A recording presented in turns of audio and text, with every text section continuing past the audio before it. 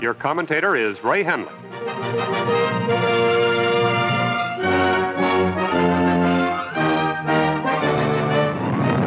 The South China Sea. Hundreds of U.S. fighting ships. Destination, Luzon. The skies of the Orient are American skies. The waters of Manila Bay, not yet American waters, but Navy flyers proceed to make it a graveyard of Japanese shipping.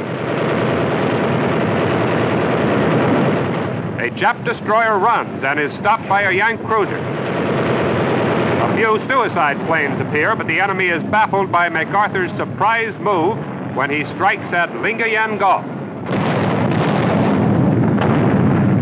Here is history in reverse. MacArthur's men land at the same beachhead where Japan's General Yamashita started his conquest of the Philippines.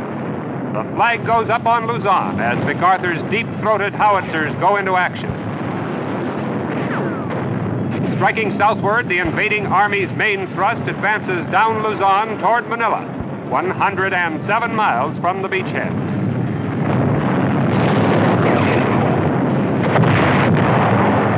Along the very route of the tragic retreat to Bataan, Yank spearheads move forward.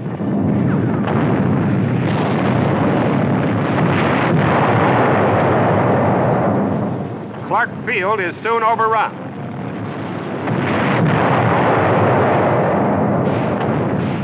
Now the largest field guns go into action.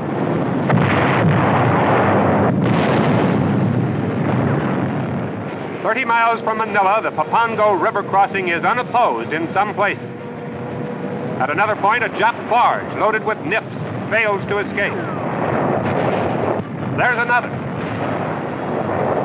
The river crossings continue in force. Again, the Jap military mind is stunned by the unexpected. The 11th Airborne Division strikes from the skies in Batangas Province, 35 miles south of Manila. Suddenly, a task force of the 1st Cavalry Division bursts into the city's outskirts. Immediately, vengeful Filipinos round up hated collaborationists, and not too gently. Here's one beginning to regret his disloyalty. Infantry of the 37th Division enter. General MacArthur's immediate concern is for the 800 military captives and 500 civilian internees in Bilipid prison. They have starved and suffered but lived, many of them only on the faith of this one man. Meanwhile, vicious Jap troops still hold Manila south of the Pasig River.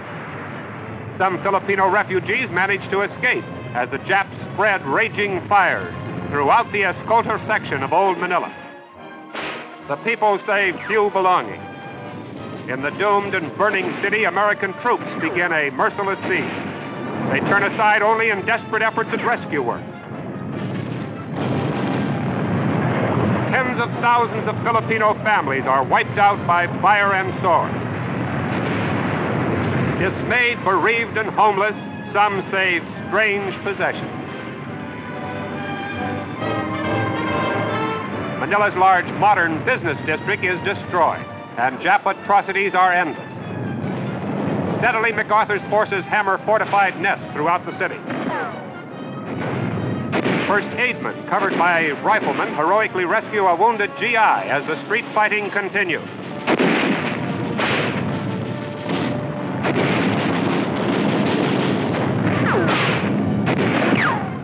Braving enemy fire, civilians pass out refreshments to men who have outrun supplies. The enemy is routed street by street after demolitions have checked the fire. Few prisoners are taken here. The hardcore of resistance in the old walled city is finally overcome, and a soldier pulls down the rising sun.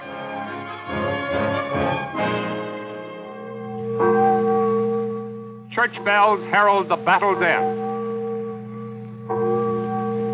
At Santa Tomas, first prison liberated, crowds wildly welcome MacArthur and their freedom. Manila is liberated. MacArthur has returned. Your commentator is Len Sterling.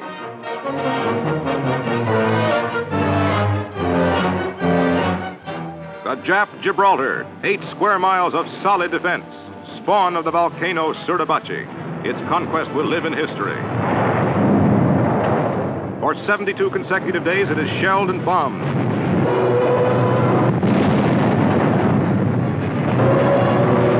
A disabled U.S. plane just makes it. Another cripple comes in. But the pilot is saved. More than 90% of American airmen disabled in battle are rescued. The Navy proves it can land Americans on anybody's beach, anywhere, anytime. H-hour at Iwo Jima.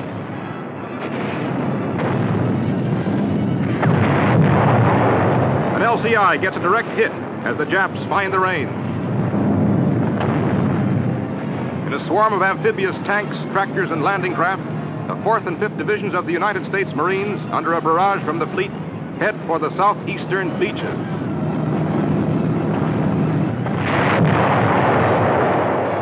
It is incredible that any Japs can remain alive. But grim fighting is expected. Marine Corps code name for Iwo is Hot Rock.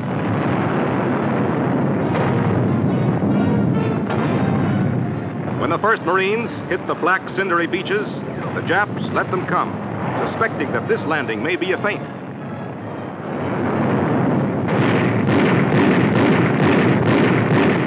Mount Suribachi, honeycombed with gun emplacements, is pounded by shell fire.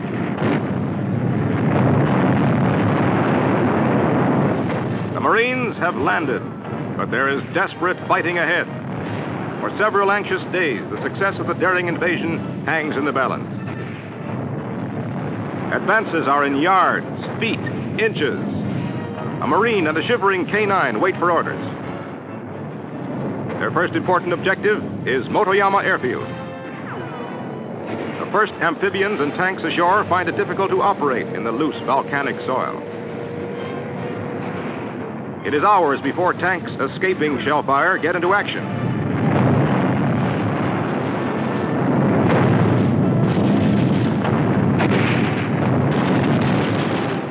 A combat cameraman rides in a tank as the Marines battle inch by inch for Jap trenches and dugouts. Only frontal assault is possible.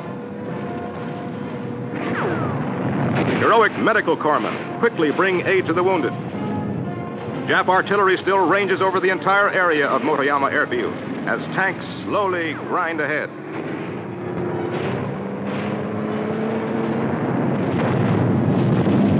Here's action. A nip is blasted out of a trench and sprayed by machine gun slugs. He joins his ancestors. Slowly, the Jap defenders are driven toward a dead end. But throughout the island, they leave suicide squads in caves and dugouts. A flame-throwing tank moves in to eliminate a company of Japs deep in a pillbox who refuse to surrender.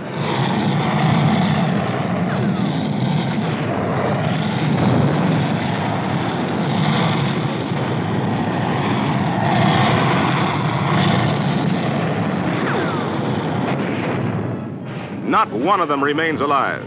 Even their rifles are burned and gun barrels twisted by the terrific heat.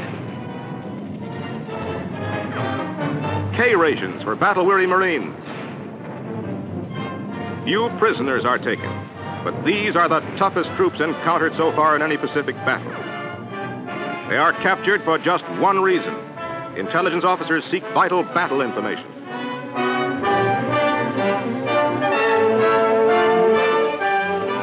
The flag rises over battle-black Iwo Jima, 675 miles from the heart of Japan.